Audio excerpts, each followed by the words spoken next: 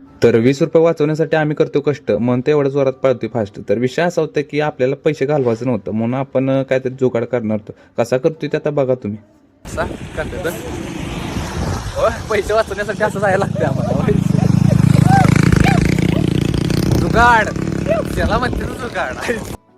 आमचं कार्यकर्ता कुठं ऐकणार होते, आता काहीतरी जुगाड लावलाच. एकानं उडी मारली आणि त्याची चप्पलच गावायची बंद झाली. हळूहळू सगळीच उड्या मारायला लागल्यात.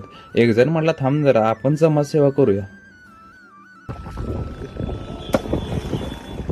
समाजसेवा तर भावाची समाजसेवा बघून माझ्या डोळ्यात पाणी आलं, तुमच्या पण आलंच पाहिजे. पण विषय असं नव्हता, भावाला पलीकडेच यायला येत नव्हतं.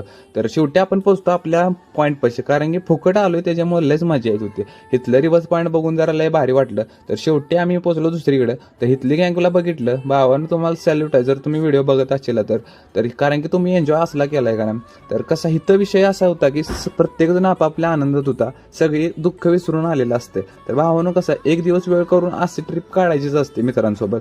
तर आमच्या पोटात वरडायला लागलं कावळं, म्हणून आम्ही म्हटलं आता जायचं जेवायला. सकाळीच या हॉटेलमध्ये आपण दिलं होतं सगळं साहित्य, काकीनी बनवून ठेवलं होतं. तर हॉटेलचं नाव आपलं हॉटेल टेबल पण. इथली क्वालिटी एकदम खतरनाकच होती.